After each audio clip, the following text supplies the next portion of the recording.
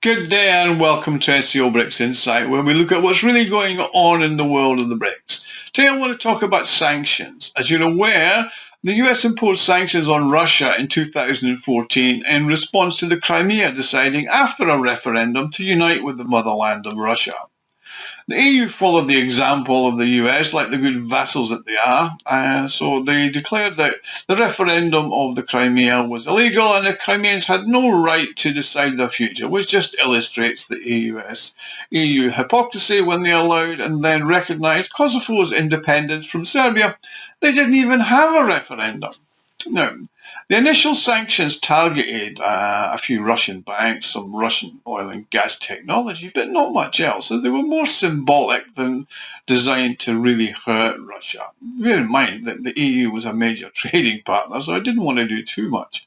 Although Russia's countermeasures to the EU did have an impact on the EU member countries, as the measures included a ban on the import of all foodstuffs and agricultural products. Now, this really hit the producers in the various EU countries very hard. It's cost them around 400 to 500 billion since 2014.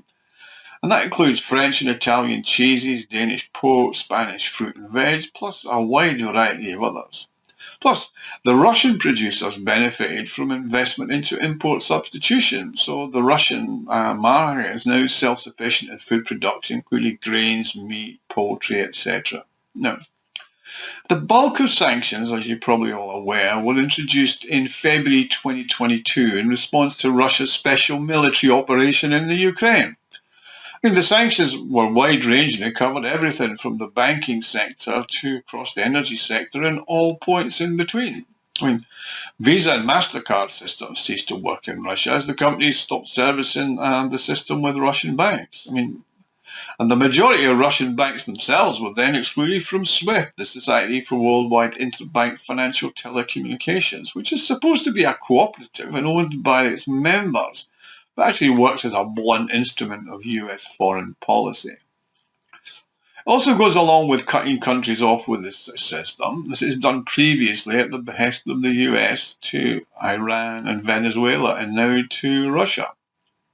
Now, all these shock and awe sanctions that they introduced against the Russian banking system were actually designed to destroy the Russian economy. Indeed, the US President Joe Biden predicted that the ruble would be rubble.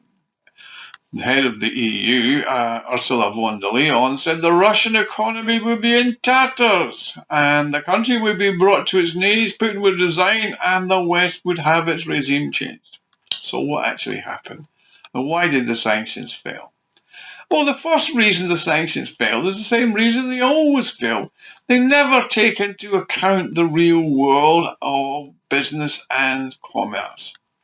Sanctions are always great in theory. Like, we're going to stop Russia doing dollar transactions with SWIFT, but they don't take into account that other countries that are not vassals of the US, like the EU, will not join in the sanctions, which makes them unworkable. Unless everybody joins the sanctions, then they're doomed to failure, and that's what has been happening with the US-EU sanctions.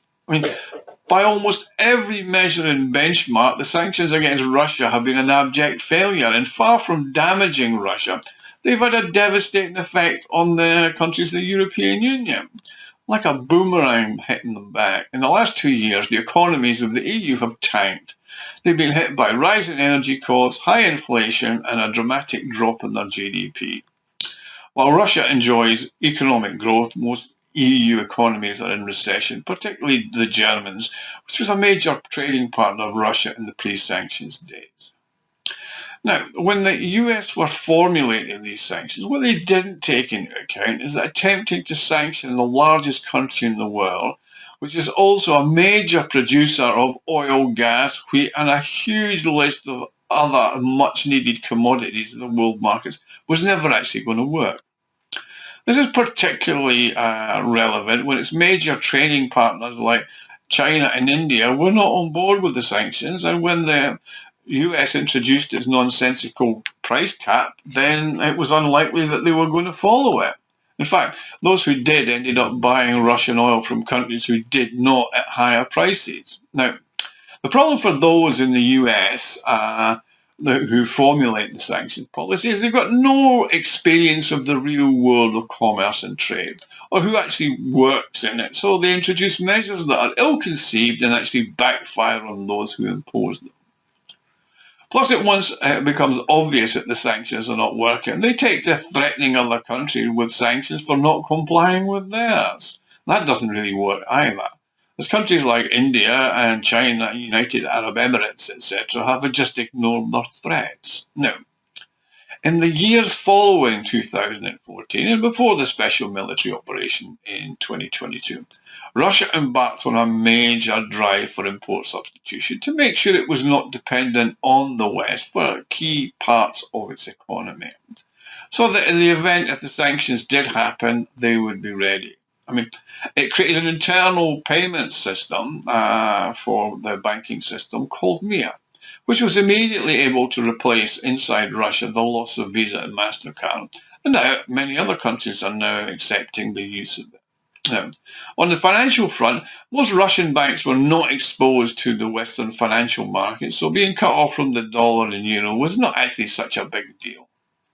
Plus, it was easy to organise a programme of parallel imports where goods would come from the source country and be delivered via third-party countries like Turkey, Kazakhstan, Uzbekistan and others. I mean, when the London Bullion Market Association decided to suspend Russian companies from their good delivery status, did they really expect that Russia would not be able to sell their gold on the world market? I mean, gold is one of the most valuable commodities on earth, and there's no DNA. It's extremely liquid in the sense of buying and selling. So all Russia did was sell their gold on the Dubai Gold and Commodities Exchange or to Hong Kong and China, where there were willing buyers waiting. And it was the same when the London Metals Exchange excluded Russian nickel, copper and aluminium. All the producers did was go direct to the end users and deal with them there. Now, oil's the funniest one of all. India is one of the world's largest oil refiners, yet it only uses around 30% of its production. So it's a major exporter of oil products such as diesel and petrol. Now, once the EU decided it didn't want to purchase Russian oil products direct from them, India could supply them with what they were lacking, but at a large markup, so both Russia and India made a lot of money. I mean, the Indians are even selling products from refined Russian oil to the USA, so you couldn't really make it up about the effects of sanctions. So there you have it. Sanctions have failed because they were thought up by people who don't understand business and commerce, and they were driven by Russophobia and not rational thought. Okay, thanks for watching. Please like and subscribe, and if you've enjoyed this video, please help me fund the channel and the website SCOBRICSInsight.com by clicking on the thanks button at the bottom of the screen. That'll help me develop the channel, and I look forward to seeing you all again. Thank you.